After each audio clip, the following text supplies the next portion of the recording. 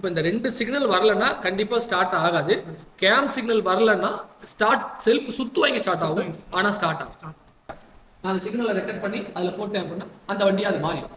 அப்போ அந்த ஈஸியாக போட்டோம்னா அந்த சிக்னல் அந்த ஈஸியம் காமிச்சிடும், அது ஸ்டார்ட் பண்ணி ஓட ஆரம்பிச்சிடும். 71. அப்போ நம்ம கொடுக்குற 1-2 கிரவுண்டுமே பவர் ஈஸிக்கு போயிடுச்சு. கிரவுண்டு போனால் அடுத்த செகண்டு அது எரிய ஆரம்பிச்சிடும், வார்னிங் நமக்கு தெரிய ஆரம்பிச்சிடும். இந்த கெப்பாசிட்டியோட வேல்யூவை பார்த்தோம்னா 63 வோல்ட்னு இருக்கு. இப்போ இதை தூக்கி இங்கே வச்சிருக்கேன் மாதிரி. இப்போ அதில் வந்து ஆன் ஆயிடுச்சிங்களா?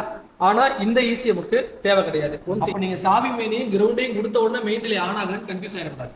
மெயின் டிலேவும் பார்த்தீங்கன்னா ஒரு மாதிரி டிக்குன்னு ஒரு சவுண்ட் வரும். அப்படின்னு பார்த்தோம்னா மெயின் டிலே கண்டிப்பாக வேலை செய்யணும், தெரிஞ்சிடும், ஓடுதாட்டம் தெரிஞ்சிடும். இப்போ நம்ம இசிஎம் வந்து கழட்டாமல் செக் பண்ணுறது ரிலேவும், அப்புறம் கிரவுண்டுக்கு கண்டினியூட்டி பார்த்துக்கலாம். அதுக்கப்புறமே நம்மளுக்கு இதில் தான் ப்ராப்ளம் போது இசிஎம் தனியாக கழட்டி எடுத்துகிட்டு வந்து தான் இதெல்லாம் செக் பண்ணணும்.